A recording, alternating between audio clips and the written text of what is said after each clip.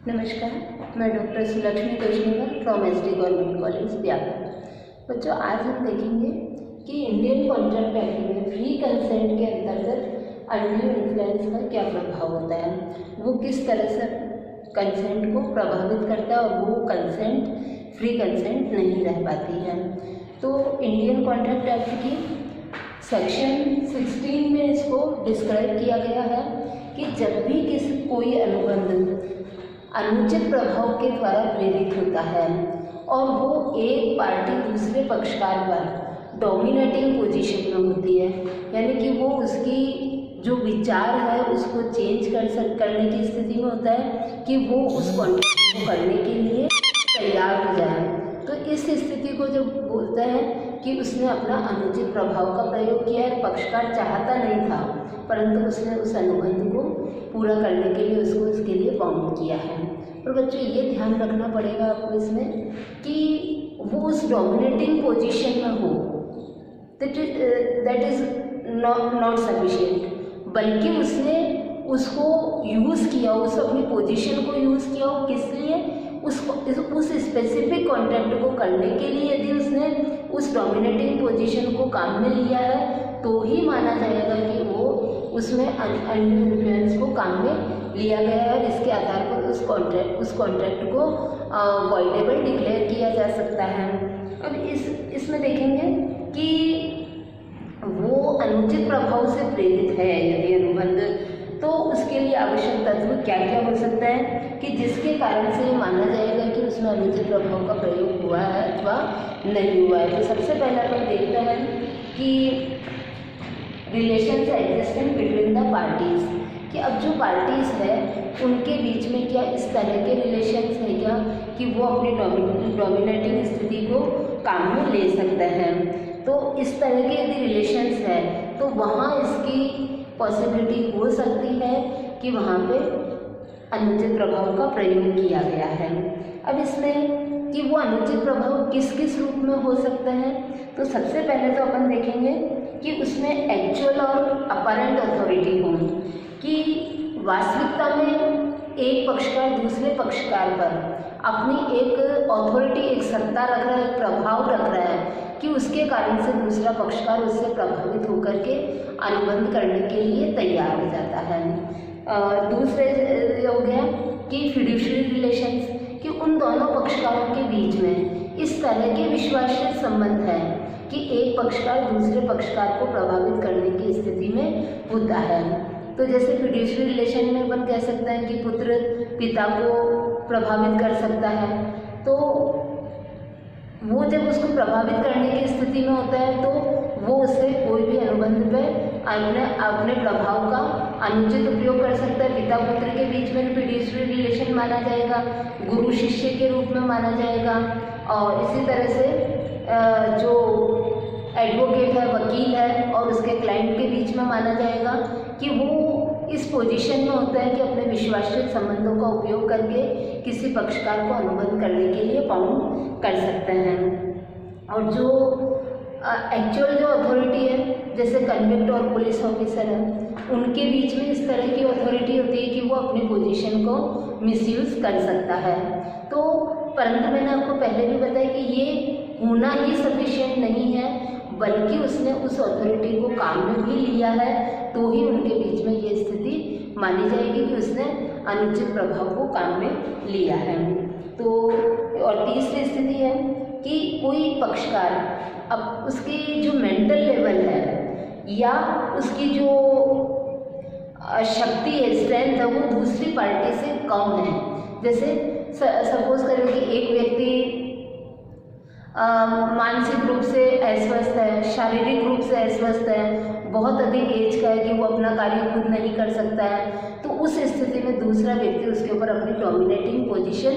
कर सकता है और उससे उस स्थिति का फ़ायदा उठा करके वो अपना मनचाहे कार्य या कॉन्ट्रैक्ट करने के लिए उसे प्रेरित कर सकता है या उसे बाउंड कर सकता है। तो इस तरह से अपन ने देखा कि relations existing between the parties की उसमें इस तरह के रिलेशंस होने चाहिए।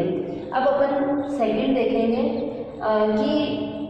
Position to influence the to will, कि एक्चुअल में उसको वास्तव में वो उस स्थिति को, जो अपनी उसकी इच्छा को प्रभावित करने की स्थिति में था, यदि वो उस स्थिति में है तो ही माना जाएगा, अन्यथा नहीं माना जाएगा। तो अब ये उस पोजीशन में है, जैसे मैंने बताया कि जैसे इनकम टैक्स ऑफिसर है, सेल टैक्स ऑफिसर है, तो ये अपनी वास्तविकता में पुलिस ऑफिसर है, तो इनकी स्थिति है कि वो अपनी उस पोजीशन को उपयोग कर सकते हैं, परंतु उस स्थिति में होना सफिशिएंट नहीं है। एक्चुअल में उन्होंने यदि अपनी उस स्थिति का प्रयोग किया है तो माना जाएगा कि उन्होंने अनुचित प्रभाव का प्रयोग किया, अन्यथा नहीं माना जाएगा। यही चीज़ अपन देखेंगे इस थर्ड पॉइंट में, यूज ऑफ म्यूचुअल रिलेशंस, कि उन्होंने जो अपने म्यूचुअल रिलेशंस है उन रिलेशंस को उन्होंने एक्चुअल में काम में लिया है और उस अनुबंध को करने के लिए सामने वाली पार्टी को बाउंड किया है, उसकी कंसेंट ली है, तो ये माना जाएगा कि उसके ऊपर अनुचित प्रभाव का प्रयोग किया गया है। अब इसमें अपन देखेंगे कि अनफेयर बेनिफिट्स एक्चुअली ऑब्टेन्ड, कि उसने जो ये स्थिति में है और क्या उसने अनफेयर जो रिलेशंस के आधार, उसके जो अनफेयर पोजीशन है जो अनफेयर बेनिफिट्स उसने उसके आधार पर लिए हैं क्या। यदि उसने वास्तविकता में अनफेयर बेनिफिट्स लिए हैं तो ये माना जाएगा कि वो इसके लिए लायबल है और इसको अनुचित प्रभाव का इस अनुबंध में प्रयोग हुआ है। तो जिसके ऊपर अनुचित प्रभाव का प्रयोग किया गया वो पार्टी एग्रीव पार्टी मानी जाएगी, क्योंकि उसने जो अपनी कंसेंट दी है वो उसकी स्वीकृति तो है, परंतु वो स्वतंत्र स्वीकृति नहीं मानी जाएगी। तो इसमें अपन देख सकते हैं कि वो कोई भी हायर अथॉरिटी हो सकती है, और विश्वासनीय संबंधों की स्थिति में भी अपन देख सकते हैं कि हायर अथॉरिटी, मैंने आपको बताया था कि पुलिस और कन्विक्ट का रिश्ता हो सकता है, कोई भी वाणिज्यिक अधिकारी और दुकानदार का रिश्ता हो सकता है कि वो उस पोजीशन में है कि उनकी इच्छा को प्रभावित कर सकता है। और विश्वासनीय संबंधों की स्थिति में अपन देख सकते हैं कि कोई भी जैसे पिता पुत्र हैं आपस में, वो उनके लिए उनके विश्वासनीय संबंध है, तो उसके आधार पर वो उनको बाउंड करता है कि वो उसको ये कार्य करते हैं, अन्यथा वो उस जैसे पिता सपोज करिए कि काफ़ी बीमार है और अशक्त है, तो पुत्र उसको कहता है कि जब तक वो उसके मकान को उसके नाम नहीं कर देगा या उस बॉन्ड पे साइन नहीं कर देगा तब तक वो नहीं करेगा। तो उसने उस स्थिति का फायदा उठाने का यदि प्रयत्न किया है तो ये माना जाएगा कि उसने इस स्थिति को काम में लिया, अनफेयर बेनिफिट उठाया है, और केवल वो स्थिति होने मात्र से नहीं माना जाएगा कि उसने अनफेयर बेनिफिट उठाया है, क्योंकि स्थिति बहुत जगह हो सकती है। तो क्या जो इस तरह के लोग हैं तो क्या वो कभी किसी के साथ में अनुबंध नहीं करेंगे? अनुबंध करेंगे, परंतु उन्होंने एक्चुअल में उस स्थिति का फायदा उठाया हो तो ही पार्टी एग्रीव पार्टी मानी जाएगी, अन्यथा एग्रीव पार्टी नहीं मानी जाएगी। अब इसमें अपन देखते हैं कि ये जो पोजीशंस है, तो ये तो है कि इसमें वो अनफेयर जो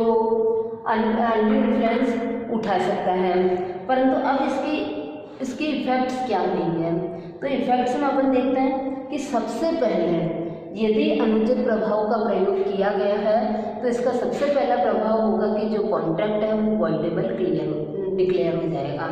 तो वॉइडेबल का मीनिंग है कि जब भी जो पीड़ित पक्षकार मीन्स जिसकी फ्री कंसेंट नहीं ली गई है, तो वो एग्रीव पार्टी को राइट होता है कि वो उस कॉन्ट्रैक्ट को वॉइड डिक्लेयर कर सकता है, और जब केवल एग्रीव पार्टी के पास में ये अधिकार होता है तो उसको अपन वॉइडेबल एग्रीमेंट बोलेंगे कि उसको अधिकार है कि वो इसको वॉइडेबल डिक्लेयर कर सकता है। और जब वो इसको वॉइडेबल डिक्लेयर कर देगा तो उस कंडीशन में वो अनुबंध पूरा नहीं हो सकता है।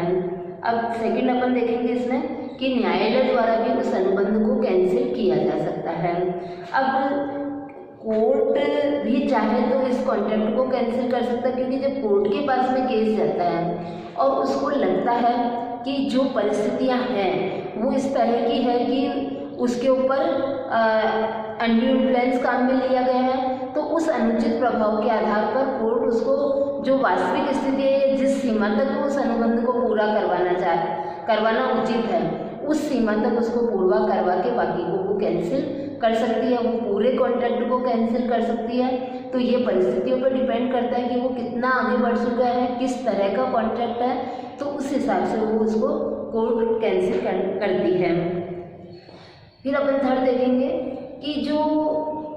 न्यायोचित शर्तें हैं उसके आधार पर कोर्ट से कैंसिल कर सकता है।